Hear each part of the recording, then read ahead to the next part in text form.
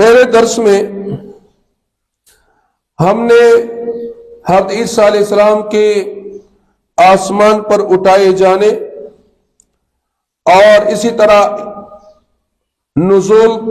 قیامت کی نشانی بن کر دوبارہ دنیا میں آنے کا ہم نے بیان کیا تھا۔ اس پر عیسائیوں کا عقیدہ پیش کیا تھا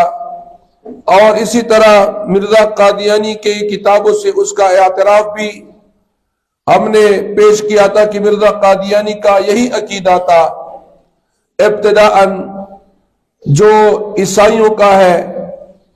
جو مسلمانوں کا ہے، یہی عقیدہ مرزا قادیانی کا بھی تھا۔ ہاں، مسلمان حضرت عیسیٰ علیہ السلام کو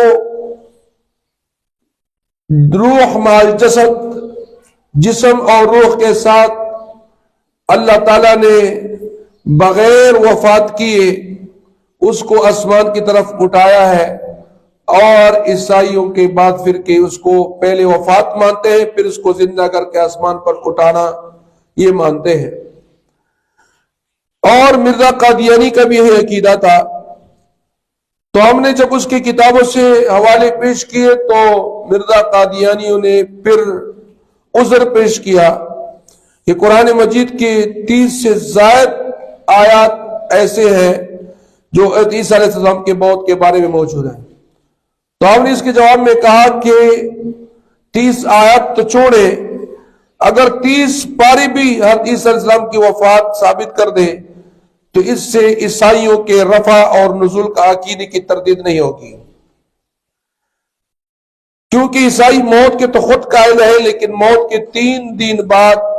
زندہ اٹھائے جانے اور قیامت کے قریب بجسد عنصری نازل ہونے کی بھی قائل ہے۔ لہذا مرزائی ہماری اس جواب پر دوسرا عذر پیش کرتے ہیں، اور یہ عذر انہوں نے پیش کیا ہے ازالہ اوہام، صفحہ نمبر 419 420، روحانی خزائن جلد نمبر 319۔ ان پر وہ یہ عذر پیش کرتے ہیں اور لکھا ہے کہ یہ بیان بھی صحیح نہیں کہ عیسائیوں کا متفقاً علیہ یہی عقیدہ ہے۔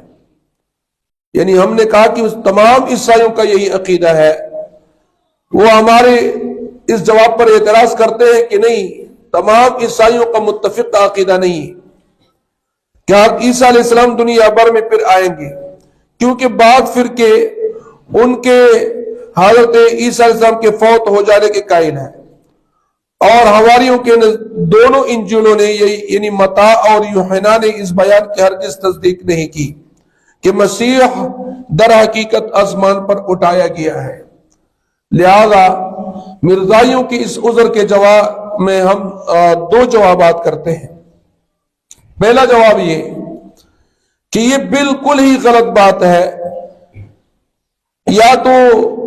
مرزا کی جہالت پر دلیل ہے یا مرزا کی جھوٹ پر،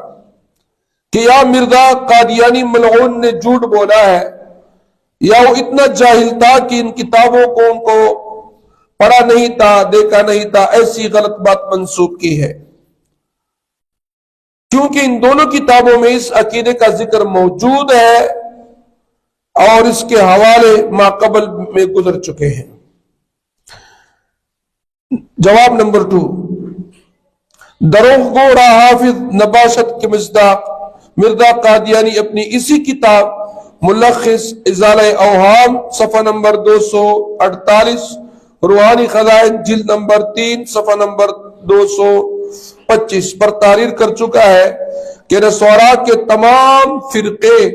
اور چاروں اناجیل اسی پر متفق ہے کہ عیسیٰ علیہ السلام آسمان پر اٹھائے گئے۔ یہ خود ان کی کتاب میں لکھا ہے۔ لہذا جب آپ لوگوں نے خود اپنی کتاب میں یہ لکھا ہے تو پھر آپ کیسے کہتے ہیں کہ عیسائیوں کا متفق کا عقیدہ یہ نہیں ہے؟ لہذا اب مرزا خود تسلیم کر چکا ہے کہ تمام فرقے اور چاروں اناجیل اس عقیدے پر متفق ہیں، لہذا مرزائیوں کا اعتراض ہی ختم ہو گیا اور ہمارا سوال علی حالی قائم رہا، جس کا مرزائیوں کے پاس کوئی جواب نہیں۔ اس جواب کے بعد مرزائی پھر عذر پیش کرتے ہیں اور لکھتے ہیں کہ ایلیا نبی کے متعلق یہودیوں کا عقیدہ موجود ہے کہ وہ زندہ آسمانوں پر اٹھایا گیا ہے اور پھر دوبارہ نازل ہوگا، جس طرح عیسائیوں کا عیسیٰ علیہ السلام کے متعلق عقیدہ ہے۔ تو کیا یہ عقیدہ صحیح ہے یا غلط؟ اگر غلط ہے تو قرآن و حدیث سے اس کی تردید دکھائے، اور اگر تردید نہ پائی جاتی ہے اور قرآن و حدیث خاموشی اختیار کریں تو تمہارے اصول کے مطابق ثابت ہوا کہ یہودیوں کا ایلیا کے بارے میں یہ عقیدہ ٹھیک ہے، جیسا کہ تم ہمیں عیسیٰ علیہ السلام کے بارے میں کہتے ہو۔ یہودی بھی یہ عقیدہ رکھتے ہیں ایلیا کے متعلق کہ ایلیا بھی اسی طرح آسمان پر اٹھایا گیا ہے جس طرح عیسیٰ علیہ السلام کو اٹھایا گیا ہے۔ تو اگر یہودیوں کا عقیدہ غلط ہے تو عیسائیوں کا عقیدہ غلط ہے، لہذا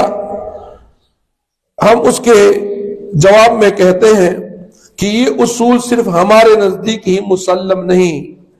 بلکہ اصول مرزا صاحب نے خود بھی اسے تسلیم کیا ہے، جیسے کہ حوالہ گزر چکا ریویو آف ریلیجیز میں۔ لہذا مرزا قادیانی کی اس تسلیم شدہ اصول کے مطابق اگر قرآن مجید نے ایلیا کی آمد ثانی کی تردید نہیں کی تو ثابت ہوا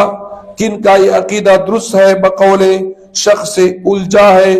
پاؤں یار کا زلف دراز میں لو آپ اپنے دام میں سیاد آ گیا۔ جواب نمبر 2،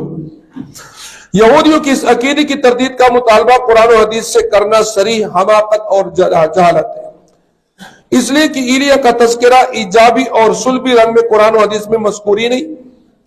جب ایک عقیدے کا ذکر قرآن کے اندر ہی نہیں ہے تو اس کی تردید کی ضرورت بھی نہیں ہے، لہذا اس کا محض بائبل میں ذکر ہونا کافی نہیں، بخلاف عیسیٰ علیہ السلام کے کہ ان کا ذکر قرآن و حدیث میں بڑی صراحت کے ساتھ موجود ہے۔ جس طرح انجیل کے اندر عیسیٰ علیہ السلام کا ذکر ہے، اسی طرح قرآن و حدیث کے اندر حضرت عیسیٰ علیہ السلام کا بالکل واضح الفاظ میں ذکر موجود ہے۔ ایلیا کا عیسیٰ علیہ السلام پر قیاس کرنا غلط ہے، یہ قیاس مال فارق ہے، اس لیے کہ ایلیا کا تذکرہ قرآن و حدیث کے اندر موجود ہی نہیں ہے۔ پھر قادیانی ہمارے ان دونوں جواب پر پھر اعتراض کرتے ہیں۔ قادیانی اعتراض کرتے ہیں کہ یہودی ایلیا کے بجسدی ہی آنے کے منتظر تھے، حالانکہ ایلیا سے مراد ان کا مسیح یوحنا نبی تھا۔ اسی طرح عیسیٰ سے مراد بھی ان کا مسیح مراد ہے، نہ کہ بعینہ عیسیٰ ابن مریم۔ تو ہم جواب پھر کرتے ہیں، اس ساری کہانی کا دار و مدار بھی بائبل پر ہے، جو عقلاً اور نقلاً محرف ہے، یعنی بالکل اس بائبل کے اندر پرانے زمانے سے ان کے اندر تعریفات ہوئی ہیں، اپنی طرف سے عبارتیں بنا کر اس کے اندر شامل کر دی گئی ہیں، ان کی اصلی شکل میں ابھی تک وہ انجیل موجود نہیں، محرف ہے۔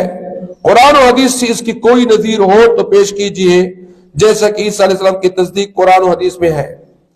یعنی اگر ایلیا کا ذکر قرآن و حدیث کے اندر موجود ہے تو آپ دکھا دیں، حالانکہ عیسیٰ علیہ السلام کا ذکر قرآن کے اندر بھی موجود ہے اور احادیث کے اندر بھی موجود ہے۔ خلاصہ کلام، ان تمام کلام کا خلاصہ یہ ہے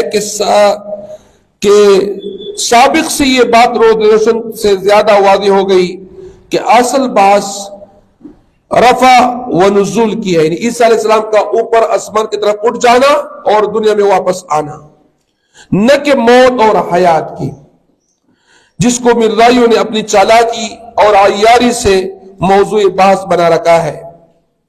ان کے دو وجہ ہیں۔ وجہ اول، اس لیے کہ موت و حیات رفع اور نزول کو لازم ہے، نہ کہ رفع و نزول موت اور حیات کو۔ لہذا اگر بحث کی جائے تو اس وقت تک ختم نہیں ہوگی جب تک حیات کے بعد رفع کو ثابت نہ کیا جائے اور موت کے بعد عدم رفع ثابت نہ کیا جائے۔ تو معلوم ہوا کہ اصل بحث رفع و نزول کی ہے، موت اور حیات کی نہیں ہے۔ وجہ دوم، اس لیے کہ رفع و نزول عیسائیوں کا عقیدہ ہے، اگر یہ بھی مثل دوسرے عقائد کے غلط ہے تو قرآن اور حدیث کو اس کی تردید کرنی چاہیے تھی، حالانکہ قرآن اور حدیث نے اس کی تردید نہیں کی۔ مطلب یہ ہے کہ اگر عیسائیوں کا یہ رفع اور نزول والا، عیسی علیہ السلام کا آسمان پہ اٹھ جانا اور دنیا میں واپس آنا، اگر یہ غلط ہے تو پھر قرآن و حدیث نے اس کی تردید کیوں نہیں کی؟ حالانکہ قرآن و حدیث نے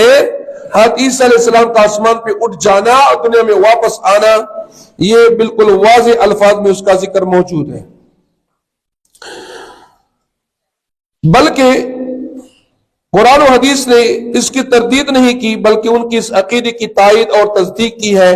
جیسے ہم بعون اللہ تعالی قرآن و حدیث و اجماع امت اور اقوال مردہ سے ثابت کر چکے ہیں۔ مردہ کے اقوال سے جو ان کی کتابوں کے اندر موجود ہے اس سے بھی ثابت کر چکے ہیں کہ اگر قرآن و حدیث اس عقیدے کی تائید میں کچھ بھی نہ کہے تو بھی مردہ کے مسلمہ اصول کے مطابق یہ عقیدہ صحیح ثابت ہو جاتا ہے۔ لہذا جو قادیانیوں کی عذر تھے